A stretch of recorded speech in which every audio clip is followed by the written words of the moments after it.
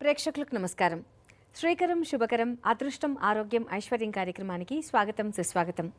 అనుకున్న పనులు అనుకున్నట్లుగా జరగడానికి, ఆటంకాలు తొలగిపోవడానికి ఎవరెవరు ఎటువంటి పరిహారాలు పాటించాలి, అలాగే ప్రతినిత్యం మనందరికీ ఎలా ఉండబోతోంది అన్న అంశాన్ని దినఫలితాల ద్వారా తెలియచేయనున్నారు ప్రముఖ ఆధ్యాత్మికవేత్త, జ్యోతిష శాస్త్ర నిపుణులు, ప్రశ్నాశాస్త్ర ప్రావీణ్యులు, జ్యోతిష భాస్కర శ్రీ గడ్డమనుగు తేజస్వి శర్మ గారు.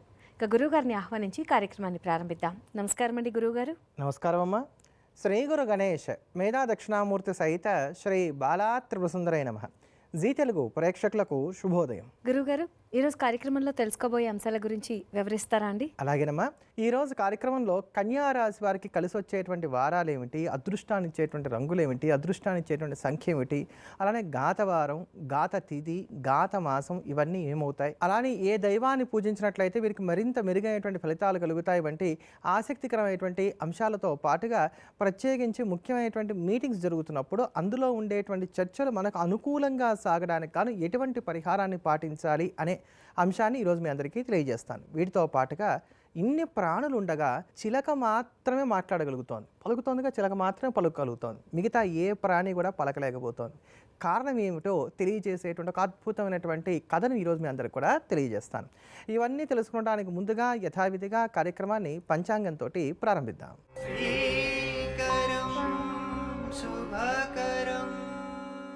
శనివారం 4వ తేదీ జూలై నెల 2026 శ్రీ పరాభవనామ సంవత్సరం ఉత్తరాయణం గ్రీష్మ ఋతువు నిజజ్యేష్ఠ మాసం తిథి బహుళ చవితి మధ్యాహ్నం 12 గంటల 36 నిమిషాల వరకు, నక్షత్రం ధనిష్ఠా నక్షత్రం మధ్యాహ్నం 1 గంట 40 నిమిషాల వరకు, వర్జం రాత్రి 9 గంటల 18 నిమిషాల నుండి 11 గంటల వరకు, దుర్ముహూర్తం ఉదయం 5 గంటల 50 నిమిషాల నుండి 7 గంటల 34 నిమిషాల వరకు, రాహుకాలం ఉదయం 9 గంటల నుంచి 10 గంటల 30 నిమిషాల వరకు, యమగండం మధ్యాహ్నం 1 గంట 30 నిమిషాల నుండి 3 గంటల వరకు, శుభ సమయాలు ఉదయం 10 గంటల 50 నిమిషాల నుండి 11 గంటల 47 నిమిషాల వరకు. ఈ రోజు ఉన్నటువంటి తిథి వార నక్షత్రాలను అనుసరించి దేవతా ప్రతిష్ట, అన్నప్రాసన, అక్షరాభ్యాసం, ఉపనయనం, పెండ్లి చూపులు, నిశ్చితార్థం, వివాహం, గృహప్రవేశం, ప్రయాణాలకు, క్రయ విక్రయాలకు, వైద్య సంప్రదింపులకు, పరిచయాలకు, రుణాలకు కాలం అనుకూలంగా ఉంది. ఇవాళ పంచాంగ విశేషాలు తెలియజేసినందుకు ధన్యవాదాలు గురువుగారు. ఇక ఈ రోజంతా విజయవంతం అవడానికి ఏం చేయాలో తెలియజేస్తారా అండి?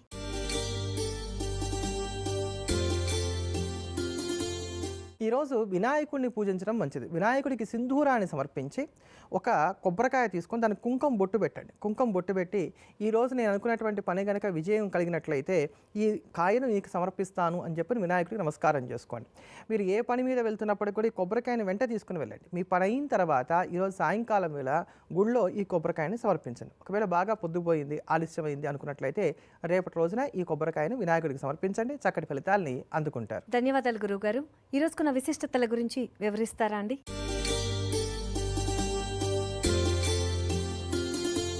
చవితి తిథి ఉన్నటువంటి కారణం చేత ఈ రోజున మనం అందరం కూడా వినాయకుడిని పూజించి గరికను సమర్పించి తెల్ల నువ్వులతో చేసినటువంటి పదార్థాలు గనక వినాయకుడికి నైవేద్యంగా సమర్పించినట్లయితే కార్యక్రమాలన్నీ నిర్విఘ్నంగా సాగడానికి గాను ఆస్కారం ఏర్పడుతుంది. అలానే ధనిష్ఠా నక్షత్రం కలిగినటువంటి ఈ రోజున అష్టవసువులను కూడా గంధ పుష్పాదులతో గనక పూజించినట్లయితే నిశ్చింతగా జీవితం సాగుతుందని చెప్పని పురాణం మనకి తెలియజేస్తోంది. కనుక ఇవన్నీ యథాశక్తిగా పాటించడం మంచిది. ధన్యవాదాలు గురువు గారు. ఇక ఇవాళ దిన ఫలితాలు, పరిహారాల గురించి వివరిస్తారా అండి? ముందుగా మేషరాశి.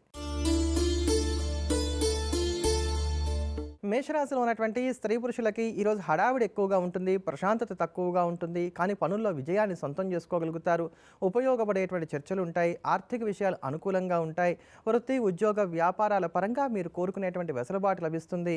అలానే స్కీమ్స్లో జాయిన్ అవ్వడానికి, అప్పులు తీర్చడానికి చేసే ప్రయత్నాలు కూడా అనుకూలిస్తాయి. దూర ప్రాంత ప్రయాణాలు కూడా సానుకూలపడతాయి. ఈ రోజు మీరు ధరించకూడని రంగు తెలుపు రంగు. పాటించవలసిన పరిహారం విష్ణు సహస్రనామ స్తోత్రాన్ని పారాయణ చేయటం.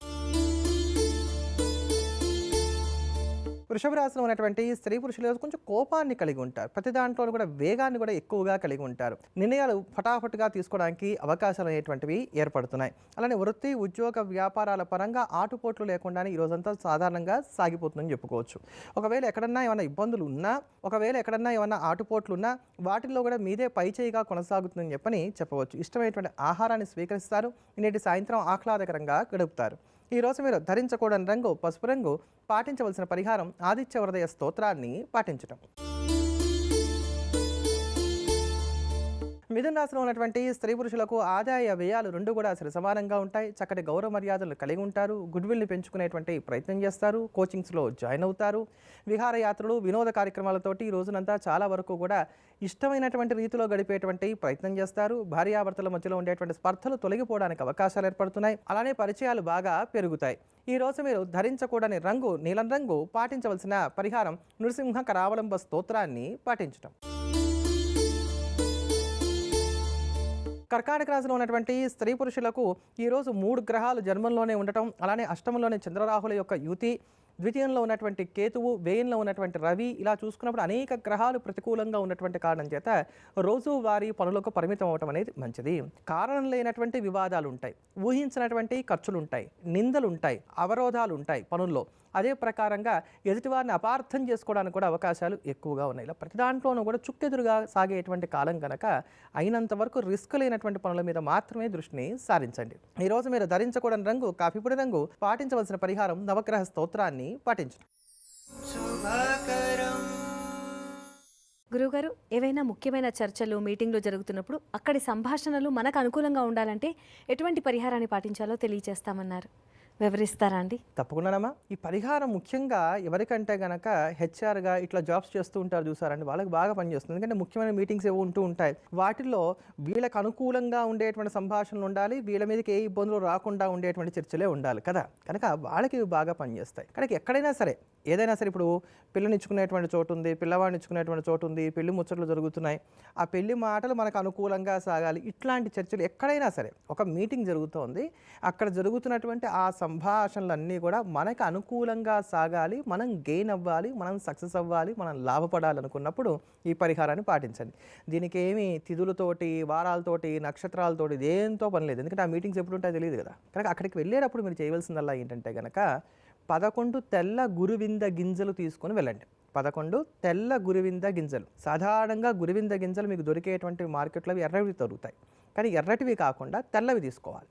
తెల్లటి గురువింద గింజలు 11 తీసుకొని వాటిని పై షర్ట్ జేబులో పెట్టుకునేటువంటి ప్రయత్నం చేయాలి. ఒకవేళ ఆడవాళ్ళు అనుకోండి, నాభికి కింది భాగాల్లో కాకుండా, బొడ్డుకి కింది భాగాల్లో కాకుండా పై భాగాల్లో ఉండేటువంటి విధంగా మీరు పర్సులో పెట్టుకుంటారా, ఇలా పెట్టుకుంటారా, చక్కగా కూడా మీరు క్యారీ చేసేటువంటి ప్రయత్నం చేయవచ్చు. తద్వారా అక్కడ జరిగేటువంటి చర్చలు మనకు అనుకూలంగా పరిణమించడానికి ఆస్కారం ఏర్పడుతుంది. గురువుగారు, కన్యా రాశి వారికి అనుకూలించే రంగులు, వారాలు, అదృష్ట సంఖ్య, అలాగే పూజించే దైవం గురించి తెలియజేస్తారా అండి? కన్యా రాశి మొత్తం 12 రాసుల్లో కూడా 6వ రాశి కన్యారాశి. తెలివైన వారు ఎవరు అని చూసినట్లయితే కనుక 12 రాసుల్లో కూడా ఎక్కువగా తెలివైనటువంటి వారు పుట్టేటువంటి రాశి కన్యారాశి. ఈ కన్యారాశికి ఉండేటువంటి ఒక ప్రత్యేకత అది. అంతేగాని కన్యారాశిలో పుట్టిన వాళ్ళు అందరూ తెలివైన వారని కాదు, ఎక్కువగా తెలివైనటువంటి వారు పుట్టేటువంటి రాశి కన్యారాశి. అటువంటి కన్యారాశిలో జన్మించినటువంటి వారికి అనుకూలించేటువంటి వారాలు కనుక మనం చూసుకున్నట్లయితే వీరికి లక్కీ వీక్స్గా ఉండేటువంటివి బుధవారం, శుక్రవారం. మళ్ళీ చెప్తున్నాను, బుధవారం, శుక్రవారం. కలిసి రాని వారాలు ఏమిటంటే కనుక మంగళవారం, గురువారం, సోమవారం. ఇలా ప్రియారిటీస్ గుర్తుపెట్టుకోండి. మంగళవారం, గురువారం, సోమవారం. మరి ఘాతవారం ఏమిటంటే కనుక శనివారం వీళ్ళకి ఘాతవారం అవుతుంది. కనుక శనివారం అయినంత వరకు కూడా శుభకార్యాలకి శ్రీకారం చుట్టకుండా ఉండటం అనేది మాత్రం మంచిది. అలానే కలిసి వచ్చేటువంటి రంగులు ఏమిటి అంటే కనుక ఊదా రంగు ఏదైతే ఉందో అది వీళ్ళకి బాగా కలిసి వస్తుంది. మళ్ళీ చెప్తున్నా అండి, కలిసి వచ్చేటువంటి రంగు ఊదా రంగు. కలిసి రాని అన్లక్కీ కలర్స్ ఏమిటంటే కనుక ఎరుపు, పసుపు. ఈ 2 రంగులు కూడా వీళ్ళకి అన్లక్కీ కలర్స్గా ఉంటాయని చెప్పుకోవచ్చు. రెడ్ ఒకటి, ఎల్లో ఒకటి. అలానే ఆహార విషయంలోకి వచ్చినట్లయితే కనుక బరువుని పెంచడానికి గాను ఉపకరించేటువంటి ఆహారాలు ఏవైతే ఉంటాయి వీటిని, చాక్లెట్స్ని దూరంగా అట్టి పెట్టుకోవడం అనేది మాత్రం వీళ్ళకి మంచిది. కనుక చాక్లెట్స్ ఒకటి, బరువు పెరగడానికి గాను ఉపకరించేటువంటి ఆహారాలు ఏవైతే ఉంటాయో వాటిని అయినంత వరకు ఆహారంలో స్వీకరించకుండా ఉండటం అనేది మంచిది. ఇక ఘాత మాసం ఏమిటంటే కనుక భాద్రపద మాసం ఘాత మాసం అవుతుంది. అలానే ఘాత తిథి ఏమిటి అంటే కనుక అష్టమి తిథి ఘాత తిథి అవుతుంది. అదృష్టాన్ని ఇచ్చేటువంటి సంఖ్య 5. వీళ్ళకి లక్కీ నెంబర్ ఏమిటి? 5. అదృష్ట సంఖ్య 5. ఏ దేవతారాధన చేసినట్లయితే మరింత అనుకూలమైనటువంటి ఫలితాలు చక్కగా వీళ్ళు పొందడానికి ఆస్కారం ఉంటుందంటే కనుక శ్రీ మహావిష్ణువుని ఆరాధన చేయడం అనేది మంచిది. చక్కగా విష్ణు సహస్రనామం పారాయణం చేస్తారా, లేదా విష్ణు స్వరూపమైనటువంటి రాముణ్ణి, కృష్ణుణ్ణి, వెంకటేశ్వర స్వామిని ఇటువంటి దైవాలను పూజిస్తారా, అది మీ ఇష్టాన్ని అనుసరించి, మీ అభిమతాన్ని అనుసరించి ముందుకు సాగచ్చు. ఏమైనప్పటికీ మహావిష్ణువుని కనుక ఆరాధన చేసినట్లయితే 3 పూలు 6 కాయలుగా జీవనం సాగడానికి ఆస్కారం ఏర్పడుతుంది. గురుగారు, కన్యారాశి వారు అందరికీ ఉపయోగపడే అంశాల గురించి వివరంగా తెలియజేసినందుకు ధన్యవాదాలండి. తదుపరి రాశుల యొక్క ఫలితాల గురించి వివరిస్తారా? తదుపరి సింహరాశి. సింహరాశిలో ఉన్నటువంటి స్త్రీ పురుషులకు 3 గ్రహాలు వ్యయంలో ఉన్నటువంటి కారణం చేత ఈరోజు కొంచెం నిద్ర ఆలస్యంగా పోవడమో, లేకపోతే మీరే కావాలని చెప్పని రాత్రి వేళ ఎక్కువగా ఆలోచించేటువంటి ప్రయత్నాలు చేయడానికో అవకాశాలు అనేటువంటివి ఏర్పడుతున్నాయి. అలానే ఈరోజు ఇష్టమైనటువంటి ఆహారాన్ని స్వీకరించగలుగుతారు. ఇష్టాలకి, హాబీస్కి అధికమైనటువంటి ప్రాముఖ్యతనిస్తారు. వృత్తి, ఉద్యోగ, వ్యాపారాన్ని కూడా సజావుగా సాగించుకోగలుగుతారు. జీవిత భాగస్వామితో చిన్నపాటి చిరు కలహాలు అనేటువంటివి ఉంటాయని చెప్పని చెప్పుకోవచ్చు. ఏమైనప్పటికీ ఉపయోగపడేటువంటి పరిచయాలు ఉంటాయి. ఈరోజు మీరు ధరించకూడని రంగు ఆరెంజ్ కలర్. పాటించవలసిన పరిహారం దశరథ కృత శని స్తోత్రాన్ని పాటించటం. కన్యారాశిలో ఉన్నటువంటి స్త్రీ పురుషులకు ఆర్థిక వెసులుబాటు కలుగుతుంది. గడిచినటువంటి 4-5 రోజుల కన్నా కూడా ఈరోజు మానసిక ప్రశాంతత కాస్త లభిస్తుంది. అలానే విహారయాత్రలు, వినోద కార్యక్రమాల మీద కూడా దృష్టిని సారించేటువంటి ప్రయత్నం చేస్తారు. ఉద్యోగస్తులు కోరుకునేటువంటి వెసులుబాటు లభిస్తుంది. వ్యాపారస్తులు పెట్టేటువంటి పెట్టుబడులు కూడా లాభిస్తాయి. విద్యార్థులకు కూడా కాలం అనుకూలంగా ఉంది. ఒడునొప్పుల వంటివి కాస్త బాధిస్తాయి. ఈరోజు మీరు ధరించకూడని రంగు గులాబీ రంగు. పాటించవలసిన పరిహారం వెంకటేశ్వర కరావలంబ స్తోత్రాన్ని పాటించటం. తులారాశిలో ఉన్నటువంటి స్త్రీ పురుషులు ఈరోజు మొండితనాన్ని కలిగి ఉంటారు. ఊహించినటువంటి ఖర్చులు ఉంటాయి. ప్రతి విషయం కూడా అరకత్తెరలో పోకచెక్కలాగా సాగడానికి అవకాశాలు ఏర్పడుతున్నాయి. జీవిత భాగస్వామితో విభేదాలు ఉంటాయి. అలానే ఆరోగ్యపరమైనటువంటి చికాకులు కూడా ఉంటాయి. ఏదో చేయాలి, ఏం చేయాలనే దాంట్లో క్లారిటీ మాత్రం మిస్ అవుతుంది. కనుక ఈరోజు అయినంత వరకు కూడా అనుభవం కలిగినటువంటి వారి యొక్క సలహాలు, సూచనల మేరకు ముందుకు సాగేటువంటి ప్రయత్నం చేయండి. క్రయ విక్రయాల్లో నష్టపోకుండా తగు జాగ్రత్తలు కూడా పాటించుకోండి. ఈరోజు మీరు ధరించకూడని రంగు ముదురు ఆకుపచ్చ రంగు. పాటించవలసిన పరిహారం దుర్గా అమ్మవారిని పూజించడం. వృశ్చిక రాశిలో ఉన్నటువంటి స్త్రీ పురుషులకు తల్లితో కానీ, తల్లి తరఫు బంధువులతో కానీ ఈ రోజున విభేదాలు రావడానికి అవకాశాలు ఏర్పడుతున్నాయి. ప్రతి పనిలోనూ కూడా కాస్త ఆటంకాలు ఎక్కువగా ఉంటాయి. మానసిక, శారీరక బడలిక కూడా అధికంగా ఉండడానికి అవకాశాలు గోచరిస్తున్నాయి. వృత్తి, ఉద్యోగ, వ్యాపారాల పరంగా ఏమాత్రం ఏమరపాటుగా ఉన్నా ఇబ్బంది పడడానికి అవకాశాలు కనబడుతున్నాయి. ఎదుటివారు ఎన్ని తప్పులైనా చేయొచ్చు, కానీ మీరు మాత్రం చిన్న మాట అన్నా కూడా అది చిరికి గాలివానగా మారడానికి అవకాశాలు ఏర్పడుతున్నాయి. ప్రయాణాల్లో కూడా ఈ రోజున అసౌకర్యాలు ఎక్కువగా ఉంటాయి. ఈరోజు మీరు ధరించకూడని రంగు నలుపు రంగు. పాటించవలసిన పరిహారం హనుమాన్ చాలీసాని పాటించడం. గురువుగారు, సృష్టిలో ఇన్ని పశుపక్షాదులు ఉండగా ఒక్క చిలక మాత్రమే ఎందుకు పలుకులు పలుకుతుందో తెలియజేస్తామన్నారు. వివరిస్తారా అండి? తప్పకుండానమ్మా. మనలాగా తిరిగి మళ్ళీ మాట్లాడగలిగేటువంటి ప్రాణి, అంటే మనకు కొంత సమీపంగా మాట్లాడగలిగేటువంటి ప్రాణి మళ్ళీ కేవలం చిలక మాత్రమే. ఇంకొక జంతువు ఏది లేదు. మనందరికీ తెలుసు, కుక్క ఒక భౌ ఉంటుంది, అంబా అని చెప్పని అంటూ ఉంటుంది. ఇలా ఒక్కొక్క ప్రాణి ఒక్కొక్క శబ్దం చేస్తుంది. కానీ మనలాగా మనకి సమీపంగా మాట్లాడగలిగే శక్తి మాత్రం కేవలం చిలకకు మాత్రమే ఉంది. అందుకనే మనకి సామెత కూడా ఉంది కదా, ఏ గూటి చిలక ఆ గూటి పలుకులు పలుకుతుంది అని చెప్పని. మరి చిలక్కి ఈ శక్తి ఎలా వచ్చింది అనే దాన్ని వివరించేటువంటి ఒక అద్భుతమైనటువంటి కథను మీ అందరికి కూడా తెలియజేస్తాను. సాధారణంగా పిల్లలు పడుకున్నప్పుడు అమ్మమ్మలు, నాయనమ్మలు, తాతయ్యలు ఇలాంటి కథలని చెప్తూ ఉంటారు. చెప్తున్న వీడు మధ్యలో కుంటి ప్రశ్నలు వేస్తూ ఉంటారు. అన్నీ శబ్దాలు చేస్తాయి, కానీ చిలక మాత్రం ఎలా మాట్లాడుతుంది తాతయ్య అన్నారు అనుకో, ఒరే గడుగ్గాయ్, నీకు అన్నీ ఇలాంటి మాటలే వస్తూ ఉంటాయి, ఇలాంటి అనుమానాలే వస్తూ ఉంటాయని చెప్పి వాళ్ళు బుజ్జగించే ప్రయత్నం చేస్తారు. కానీ అప్పుడు ఇట్లాంటి కథలు మనం చెప్తూ వచ్చామనుకోండి, వినటానికి వాళ్ళకి ఉత్సాహంగా ఉంటుంది, కొత్త విషయాలు తెలుసుకున్నాం అనేటువంటి ఆనందం మనకి కలగడానికి ఆస్కారం ఉంటుంది. ఇంతకీ ఈ కథ ఎక్కడిది అని అంటే కనుక భారతం అనుశాసక పర్వంలో ఉన్నటువంటి కథ. ఈ కథ సాక్షాత్తుగా చెప్పినటువంటి మహాత్ముడైనటువంటి వాడు భీష్మ పితామహుడు. ఒకప్పుడు అగ్నిదేవుడికి నిద్రించాలనిపించింది. అందుకని దేవతలు కానీ ఎవరైనా సరే వచ్చినట్లయితే అతన్ని డిస్టర్బ్ చేస్తారనేటువంటి ఉద్దేశం చేత ఎవ్వరికీ తెలియకుండా ఉండేటువంటి విధంగా రహస్యంగా ఎక్కడో రసాతలంలో ఉన్నటువంటి నీటి మడుగు లోపలికి వెళ్ళి నిద్రపోతున్నట్టు. దేవతలకేమో అగ్నితో పనిపడింది. అందుకని ఆ దేవతలు అగ్నిని వెతుక్కుంటూ వస్తున్నారు. వెతుక్కుంటూ వస్తుంటే అప్పుడే భూమి పైకి ఒక కప్పు వచ్చింది. ఆ కప్పు వచ్చి, దేవతలారా మీరు అగ్ని కోసం వెతుకుతున్నారా, ఆయన రసాతలంలో ఉన్నాడు, లోపల నీళ్ళన్నీ కూడా ఆయన వల్ల వేడెక్కిపోయి నేను అక్కడ ఉండలేక పైకి వచ్చాను అని చెప్పని కప్ప చెప్పిందిట. కప్ప చెప్పేసరికి అగ్నికి కప్ప మీద కోపం వచ్చింది. నాకు చాడీలు చెప్తా వెళ్ళి దేవతలకు నేను హాయిగా పడుకుందాం అనుకుంటే అని చెప్పి దాన్ని శపించేట.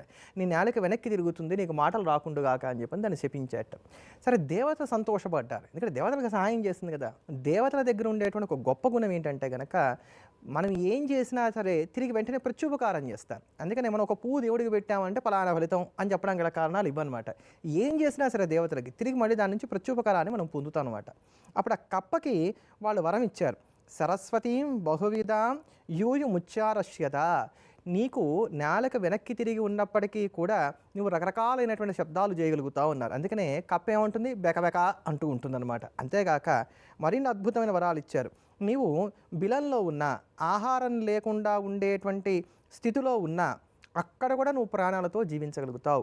నీరు లేనటువంటి చోట ఉన్నప్పటికీ కూడా నీ ప్రాణాలు చక్కగా నిలబడి ఉండగలుగుతాయి.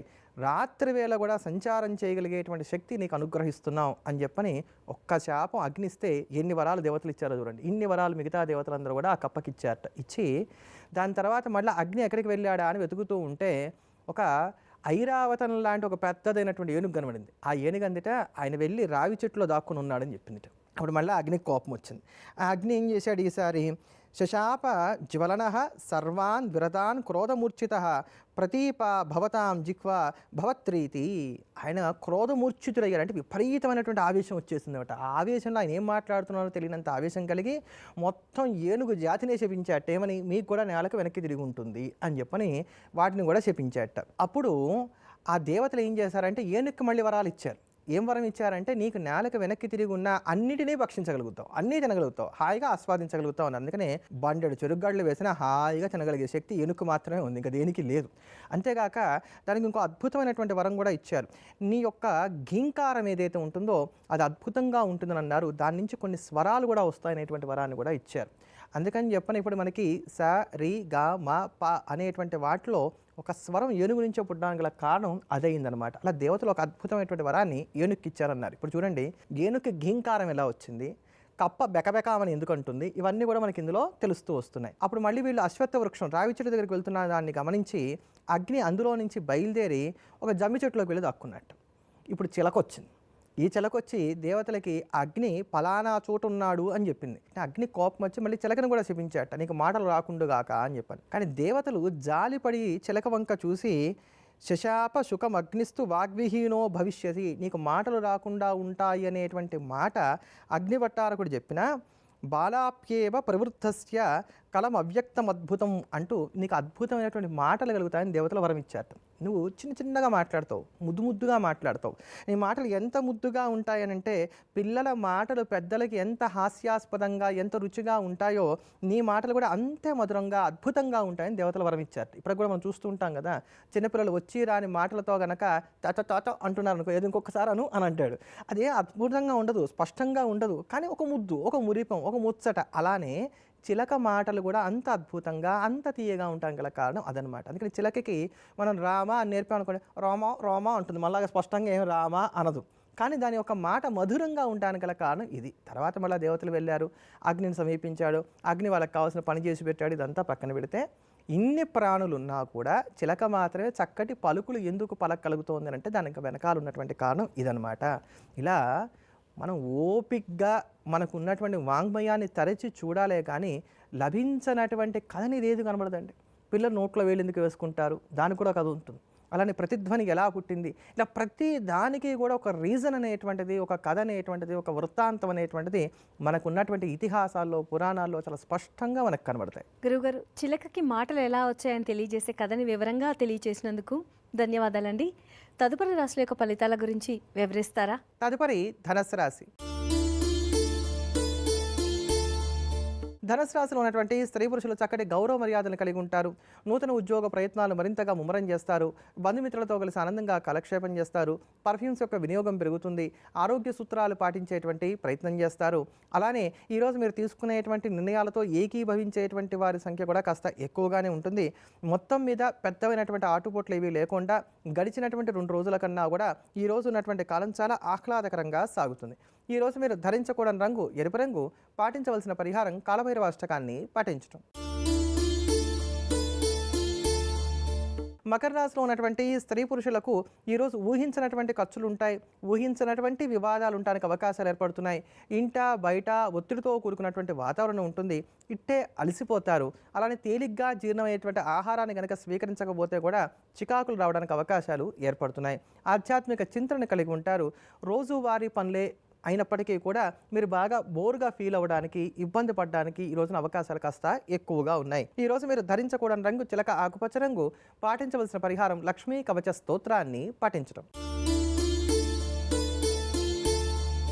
కుంభరాశిలో ఉన్నటువంటి స్త్రీ పురుషులు ఈ రోజున ఆలోచనలతో సతమతమవుతారు. త్వరగా ఒక నిర్ణయం తీసుకోవడం అనేది కష్టసాధ్యంగా ఉంటుంది.